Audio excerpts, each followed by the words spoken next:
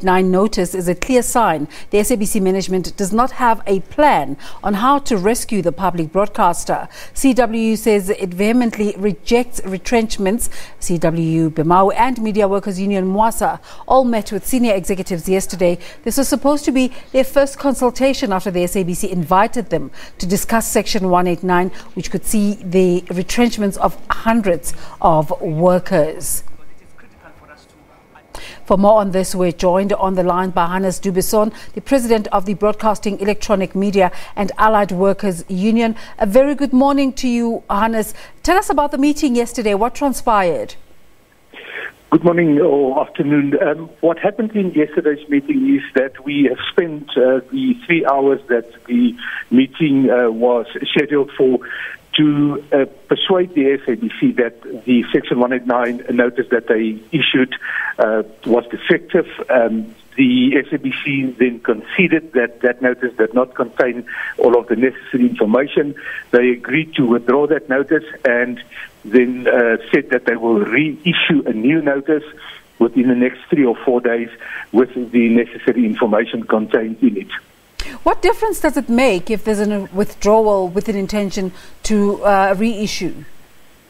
It does not really make a difference to the process. The only difference that it makes is that we would be in a better position having all of the necessary information for us to enter into a proper consultative process with the SABC.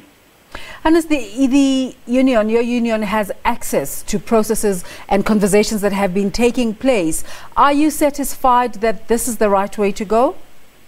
Absolutely not. We do not believe that this is the right way to go. We of the view, and of course we all know that the government and the parliament has appointed the previous boards. The previous management of the SABC has been appointed by those particular boards. We believe that this is where things went wrong. We know that this is where things went wrong. We believe that government and parliament must own up now, and they must rescue the SABC. It's not the way to go to target innocent people, butcher them for the sins of the previous board and management.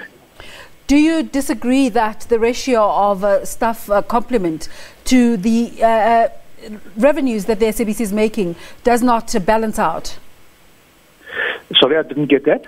Do you disagree with the assertion that the staff component complement of the SABC is more than there should be? No, we don't believe so, and we also believe that the SABC has all of the opportunities in the world to grow. They are now switching over to DTT, which will create new channels, a number of new channels, which must be provided with services, with staff.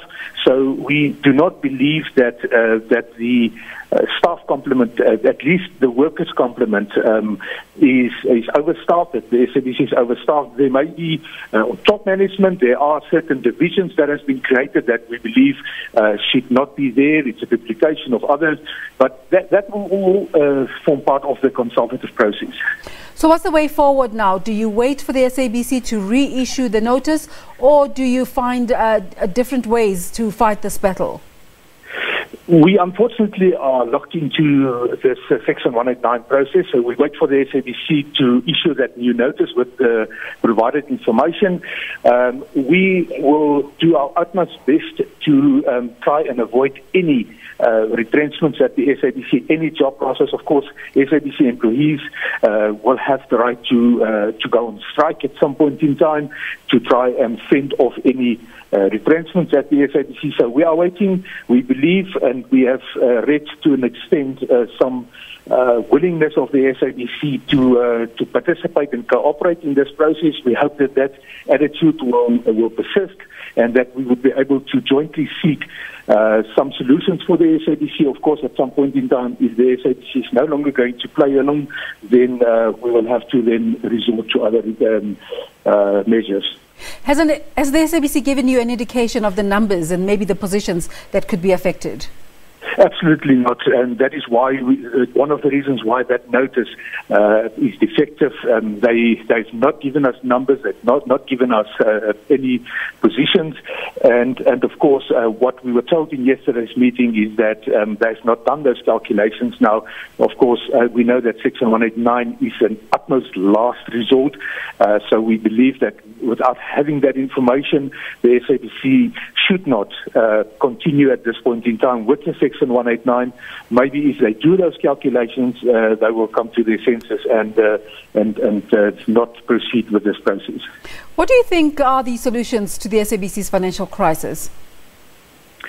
Well, if one look at the fruitless and wasteful expenditure, unauthorized expenditure, that is a management function. We believe that there is no proper control over the finances of the SABC. We know, for instance, that there's internal systems that's not working, that's never supposed to be there. There are a number of issues that can be resolved that would result in better financial situation for the SABC. But we believe that the SABC must consult with experts in the broadcasting industry. We are going into a digital age, or we're already there. The SABC is only going there now, and we believe that there is a number of opportunities that they can exploit to ensure that they employ more people and that they again become the leader in the broadcasting and news industry. Well, that was Hannes du Buisson. He's the president of the Broadcasting, Electronic Media and Allied Workers Union.